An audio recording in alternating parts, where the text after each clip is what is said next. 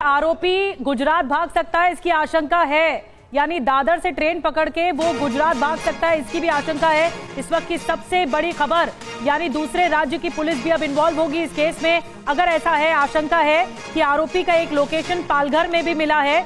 और जेपी, ये जो जानकारी मिल रही है कि गुजरात की तरफ जाने की आशंका है आरोपी की।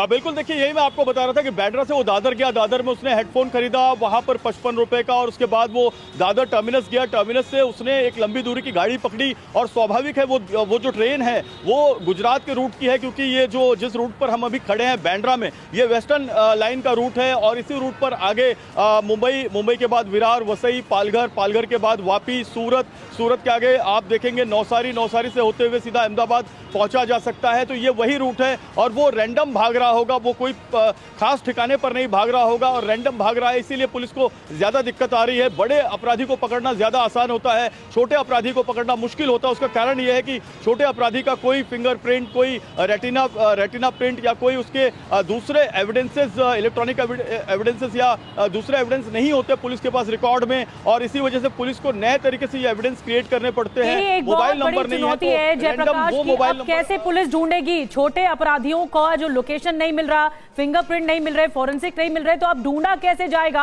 और लोकेशन चेंज कर रहा है। मैं इसके लिए जो पुलिस अफसर रहे, जो इन्वेस्टिगेशन करते आ रहे हैं इतने सालों से, वेदभूषण जी, मैं आपको बुलाऊंगी यहाँ पर, क्योंकि देखिए अब लोकेशन का पता नहीं है। हो सकता है मोबाइल बदल लिया हो, सिम कार्ड फेंक दिया हो पुराना। कैसे मोबाइल ढूंढेगी पुलिस?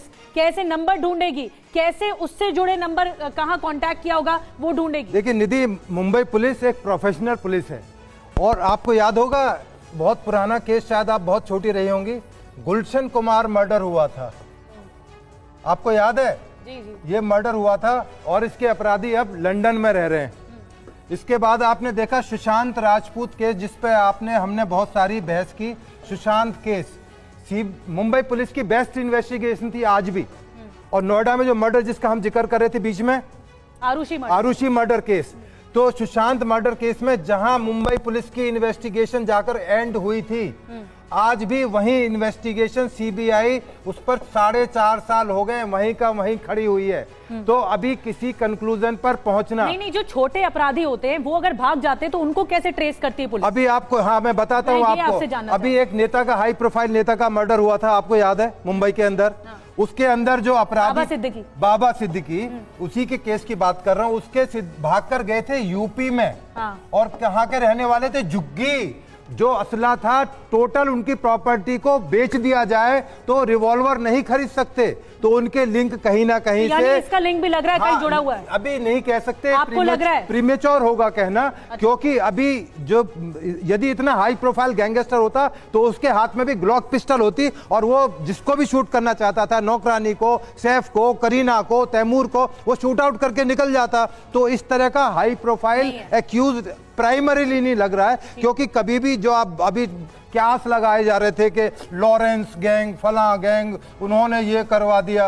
लॉरेंस गैंग के शूटर्स के पास में हमेशा हाई प्रोफाइल केस पे रहते हैं, हाई प्रोफाइल शूटिंग अरेंजमेंट। अभी इस केस पे ही रहते हैं कि इस केस में गुजरात भाग सकता है, यानी अब फिर वहां पे राज्य पुलिस से भी कांटेक्ट किया जाएगा? हाँ बिल्कुल, राज्य पुलिस, स्टेट पुलिस की जिम्मेदारी है, उनको कॉन्फिडेंस में लिया जाएगा, उनको बताया जाएगा कि इस तरह का हुलिया है, इस तरह के हुलिये के जितने भी, क्योंकि इसमें सबसे जो जिस पर डाउट जा रहा है, इस तरह की शक्ल के, आज साइंटिफिक दुनिया में रहते हैं, उसका जो फेस है, उस लड़के का जो फेस है, उसको साइंटिफिक तरीके से दोबारा से पुलिस कोशिश करेगी कि क्या कोई प्रीवियस इंसिडेंट का इस तरह का कोई आदमी है। जिस तरह से शाहिद के बारे में बताया जा रहा है कि उसके खिलाफ 5 केस हैं, तो इसके एंटीसीडेंट्स क्या हैं, इस तरह के मिलते जुलते आदमियों की वो पुलिस जो है तलाश करेगी साइंटिफिक तरीके से। कुंडली क्या है, क्राइम कुंडली क्या है, वो खंगाला जाएगा। एक और ब्रेकिंग न्यूज आ रही है, अंजलि के पास चलते हैं। बिल्कुल बड़ी जानकारी सामने आ रही है। सैफ अली खान पर हमले के 57 घंटे हो गए हैं, लेकिन अब तक हमलावर पुलिस की पकड़ से बाहर है। जिस रात सैफ अली खान पर हमला हुआ, उससे ठीक एक दिन पहले शाहरुख खान के बंगले मन्नत की भी रेकी की गई है। ये सीसीटीवी फुटेज सामने आया है। मुंह पर कपड़े बांधे एक संदिग्ध मन्नत के अंदर घुसने की कोशिश कर रहा था।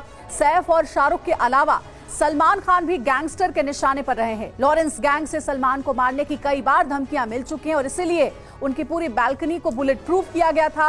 अब सवाल ये उठता है कि क्या बॉलीवुड के तीनों खान की जान खतरे में है? हाई सिक्योरिटी होने के बावजूद कौन कर रहा है हमले की कोशिश और जान से मारने की दे रहा है धमकी? तो देखिए, इस तरीके के इंसिडेंट लगातार सामने आ रहे हैं, जिससे कि कई तरीके के सवाल खड़े हो रहे हैं। अजीत जी, मेरा सवाल आपसे होगा, अगर हम कुछ इंसिडेंट्स को देखें, सबसे पहले बाबा सिद्दीकी का मर्डर हो जाता है और उसके बाद एक नया जो फुटेज सामने आया जिसमें मन्नत के आसपास की भी रेकी करता हुआ एक शख्स नजर आया है। सलमान खान को भी कई बार धमकियां मिल चुकी है। क्या लग रहा है कि क्रिमिनल्स के, ऐसे गैंगस्टर के टारगेट पर फिल्म स्टार्स अब आ गए हैं, बॉलीवुड आ गया है? देखिए, सबसे बड़ी बात यह है कि जिस तरीके से आज तक मुंबई इतना सेफ स्टेट था, सेफ सिटी थी आज तक पिछले कई सालों से, जब से आपने देखा होगा कि जब से मुंबई के जो बम कांड हुए थे उसके बाद अभी तक जो लास्ट इंसिडेंट हुआ है, तो जिस तरीके से ये इंटरनेशनल क्राइम बन गया है अब जितने भी गैंगस्टर इस तरह के हैं वो देश से बाहर जाके बस गए हैं। वहां से वो छोटे छोटे गुर्गे ढूंढते हैं, उनको 50,000 लाख रुपया देके इस तरह के वो एक्ट कराते हैं वहां से। लेकिन ये मसले को, अगर इस मुद्दे को हम देखें तो ये किसी भी इंटरनेशनल गैंग से जुड़ा हुआ नहीं है। ये आदमी का कोई भी ट्रैक रिकॉर्ड, मुझे पर्सनली लगता है कि इसका कोई भी क्रिमिनल रिकॉर्ड नहीं निकलेगा। इसका जो भी मोटिव रहा होगा, इसका कोई भी कनेक्शन है यहाँ पे इस बिल्डिंग में, इसका कनेक्शन हो सकता है इस घर में हो, ये इसका जो मेन मोटिव है वो इसके पकड़े जाने पर ही हम बता सकते हैं, कयास कितने भी लगा लें।